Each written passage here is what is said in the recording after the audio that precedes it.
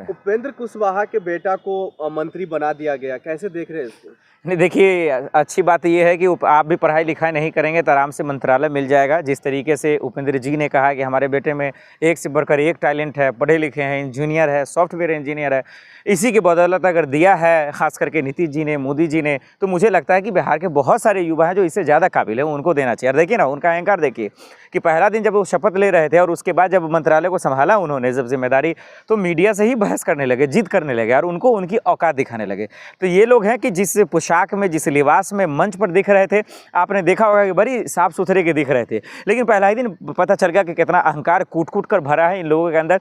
दरअसल उनको मंत्री बनाना ये नहीं बताता है कि परिवारवाद, तमाशावाद, ये नहीं है। उनको मंत्री देना ये बताता है कि बिहार की जनता, बिहार का युवा वो दरअसल मूर्ख है, वो बेवकूफ़ है, वो गरीब मजलूम होकर सिर्फ और सिर्फ वो झाड़ू पोछा ही कर सकता है। इससे ज़्यादा उसके नसीब में कुछ लिखा नहीं है। क्योंकि देखिए ना, बीपीएससी की तैयारी करने वाला लाठी खाता है, एसएससी की तैयारी करने वाला जो है लाठी डंडे खाता है, दर दर की ठोकरें खाता है। परिवार का घर चलाने के लिए गुजरात, मुंबई, दिल्ली, कहाँ कहाँ जाना पड़ता है। इन लोगों को क्या करना भाई?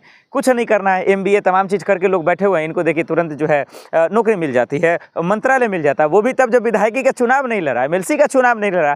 इससे हैरान करने की क्या बात है। मैं अभी भी डबल इंजन की सरकार से, देखिए मोदी जी, अमित शाह जी से तो नहीं कह सकता हूँ, सम्राट चौधरी से तो नहीं कह सकता हूँ, और कम से कम ये बेशर्म उपेंद्र कुशवाहा से भी नहीं कह सकता हूँ कि वो बजबते कहता है कि मैं उनको पढ़ाई लिखाई के बदौलत बनाया हूँ। तो फिर इसका मतलब जो बाकी लोग हैं, बाकी युवा है, क्या वो मूर्ख है? क्या उन्हें अक्ल नहीं है? वो पढ़ाई लिखाई नहीं कर रहा? जो गरीब परिवार के लोग पढ़ा लिखा रहे हैं, अपनी मेहनत की कमाई से कोई ज़मीन बेच के पढ़ा रहा, क्या वो मतलब मूर्ख बना रखा है इन लोगों को? तो मुझे लगता है कि नीतीश जी कम से कम, इनसे तो बड़ी उम्मीदें हैं, हम सबकी जुड़ी हुई हैं। भाई आपका भी मंत्रालय छीन लिया गया है, आपने गृह मंत्रालय दे ही दिया सम्राट चौधरी को। आप ऐसे लोगों को नहीं बैठाइए, आप हटाइए उनको, फौरन मंत्री पद से हटाइए। आप ये मतलब अन्याय कर रहे हैं एक तरीका, ये घोर अपमान है बिहार के युवाओं का, ये बहुत बड़ा दुखद की बात है। ये देखिए, वो ठीक है, आप लड़िए ना, संघर्ष कीजिए, चुनाव आइए, लड़िए। उसके बाद बहुत सारे ऐसे विधायक वो सर पटक रहे होंगे कि यार मैं चुनाव जीता हूँ, मुझे पद नहीं मिल रहा, ये कुछ किया नहीं तब पद मिला। ये कैसा इंसाफ है? उपेंद्र कुशवाहा कह रहे हैं ये मेरा बेटा बिहार का भविष्य है। बिहार का भविष्य तो मैं भी हूँ, मैं भी बिहार से बिलोंग कर रहा हूँ। कोई लॉजिक है? मतलब ये क्या दुर्व्यवहार है? मतलब क्या ही कहा जाए। तो वही वाली बात हो जाएगी कि गोबर से जो है दरअसल ये कोहिनूर बनाते हैं, गैस बनाते हैं, नहा लेते हैं, पेशाब पीते हैं। देखिए ये एक मजाक है, इतना घटिया मजाक है। मतलब इनको शर्म हया नहीं है। अपने खुद परिवारवाद के लोग को लेकर तेजस्वी को गाली देते हैं, लालू को गाली देते हैं, राहुल को गाली देते हैं, कांग्रेस को गाली देते हैं, और ये तो खुल्लम खुल्ला बेशर्मी से परिवारवाद दिखा रहा है। यहाँ पे तो इनकी आंखें नहीं खराब होती, इनका कान खराब नहीं होता, इनका दिमाग खराब नहीं होता। ये परिवारवाद है? ये तो भाई खुल्लम खुल्ला नंगा परिवारवाद है। भाई बाप भी राजनीति में, बेटा भी उसकी पत्नी भी राजनीति में, मतलब उसकी माँ भी राजनीति में, और बेटा को भी चले आवे ले आओ। ये देखिए, ये तो वही हुआ कि देखो भाई हमसे ज़िंदगी में कुछ ना हो पाएगा, ये कंप्यूटर से इसका जो है कीवर्ड दबा ना होगा, इनको कुछ मिला नहीं होगा, तो चलो भाई कम से कम मोदी जी के नामा पढ़ने में कम से कम मंत्री पद तो मिल जाएगा। तो चलिए भाई, देखा होगा कि एक तरफा जीत तो हो ही गई, पूरा जो घपलेबाजी हुई वो तो हो ही गया।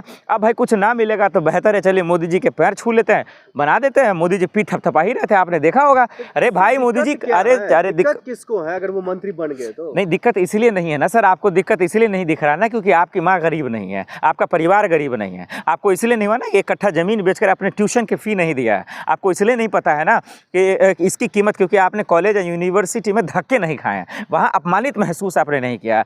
आपने जो है ना बस और ये जनरल डिब्बा वाला ना यात्रा आपने नहीं किया है, इसीलिए आपको तकलीफ नहीं है। आप लोग जो हैं ये भाजपा का नामा पढ़ने वाले लोग हैं। आप लोगों के घर मंत्री आते हैं, मंत्रालय आता है, आप लोग घर मिनिस्ट्री आती है, पैसे देते हैं और चले जाते हैं। 10,000 में वोट खरीद ही रहे हैं, इसीलिए आपको कोई दिक्कत नहीं है। हमको दिक्कत है क्योंकि हम बिहार के लौंडे हैं। हमको दिक्कत इसलिए है कि हमको पता है मिडिल क्लास के लोग हैं, हमको पता है कि हम SC ST रेलवे में तैयारी कर नौकरी लेंगे तभी हमारा घर चलेगा, इसीलिए हमको तकलीफ है। अगर हमको भी ऐसा होता तो हम भी नहीं करते। हमको मंत्रालय दे दी जाए, हमको कुछ दे दीजिए भाई, हमको गोबरे साफ करने वाला मंत्रालय दे दीजिए, हम करवा लेंगे, कोई दिक्कत नहीं है, पैसा कमाएंगे। लेकिन आप हमको नहीं दे सकते। क्यों नहीं दे सकते? क्योंकि हम बिहार के गरीब लोग हैं, हम मजदूर लोग हैं, हम मेहनत करने वाले लोग हैं, इसीलिए हम लोगों को कीड़ा मकोड़ा समझा जाता है, नाले में फेंक दिया जाता है। आप सुनिए जरा, हाँ नहीं, आप सोचिए जरा सा कि जो लोग बीपीएससी की तैयारी कर रहे हैं, SSC की तैयारी कर रहे हैं, रेलवे की तैयारी कर रहे हैं, पटना में दिन दहाड़े जो है प्रोटेस्ट करते हैं, उन पर लाठियां चलती, उसी का अपमान है। तो ये क्या है? देख ले, चिराग पासवान जो है 29 में से 19 सीट लाते हैं, उनको कोई दिक्कत नहीं है, कोई मंत्रालय नहीं मिला। फिर भी मोदी जी के एकदम हनुमान के काम काज कर रहे हैं। नहीं, बिल्कुल देखिए, ये उनके शराफत का फ़ायदा उठाया गया है। चिराग पासवान के साथ नाइंसाफ़ी तो हुई है भाई। देखिए, जिसके साथ कोई सीट नहीं आता है, कोई कुछ नहीं आता, उसको मंत्रालय में दे देते हैं। सम्राट चौधरी को गृह मंत्री बना देते हैं आप, और इधर नीतीश कुमार से मंत्रालय छीन लेता है। चिराग पासवान से क्या दुश्मनी है, इनसे क्या बेईमानी है? तो देखिए, ये सब चीज़ सिस्टमेटिक हुआ है, सारा चीज़ खेल है। हमको लगता है लोकसभा चुनाव में उनको कोई जिम्मेदारी दी जाए, क्योंकि जब उनके चचे वाली लड़ाई शुरू हुई थी तो उस टाइम भी वो अकेले पड़ गए थे, तो कह रहे थे नहीं मोदी जी हैं, हनुमान है।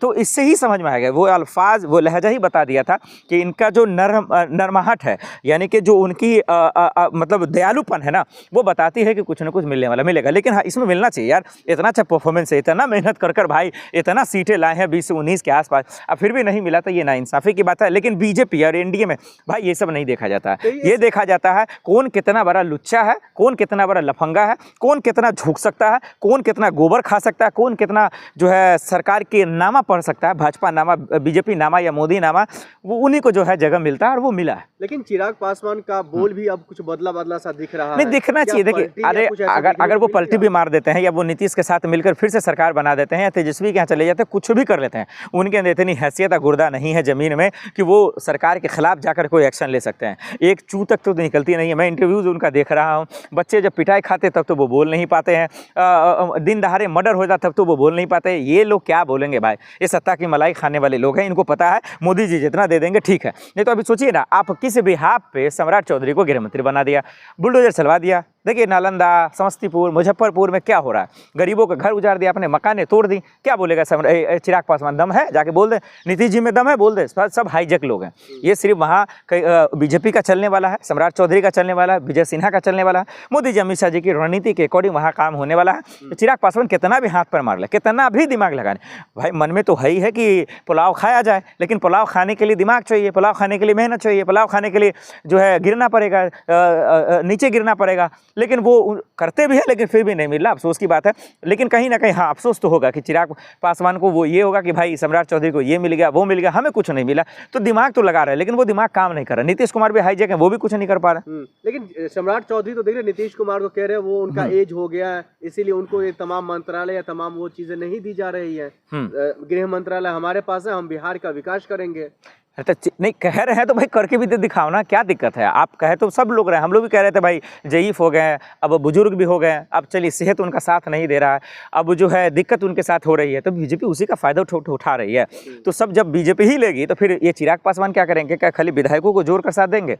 तो उस बिहाफ पर अगर देखा जाए तो बहुत कुछ सबको मिलना चाहिए। देखिए, यहाँ पर बीजेपी जेडीयू के साथ नाइंसाफ़ी नहीं कर रही, या चिराग के पास साथ नाइंसाफ़ी नहीं कर रही है, बिहार की जनता के साथ नाइंसाफ़ी कर रही है। वो नाइंसाफ़ी है उनके हक का और हुकूक का, क्योंकि आप जब 10,000 देकर वोट लेंगे ही तो फिर आप नौकरी क्यों देंगे, महंगाई कम क्यों करेंगे, कानून व्यवस्था बेहतर क्यों करेंगे, अस्पताल के हालात ठीक क्यों करेंगे? जनता भी मूर्ख है, वो यही चीज़ करना ही चाहती है, वो तमाशा देख रही है। अब घर टूट रहा है, आंसू आपके बह रहे, कोई देखने वाला है, कोई पूछने वाला है? चिराग पासवान नीतीश जी क्यों नहीं चले जाते? कहते एक हुक्म, अरे बुलडोजर चलाकर, अरे भाई अवैध और अतिक्रमण का नाम सुन कर तो थक गया इंसान। ये तो दिल्ली धमाका हो जाएगा, पहलगाम धमाका हो जाएगा, ये तमाम धमाका हो जाएगा, मुसलमानों के नाम पर सरकार को बचा लिया जाएगा। ये खेल अब भाई पुराना हो चुका है, हिंदू मुसलमान के नाम पर ये तो बच ही जाते हैं। तो ये कोई बड़ी चीज़ नहीं है, ये सरकार की रणनीति, इनका प्लान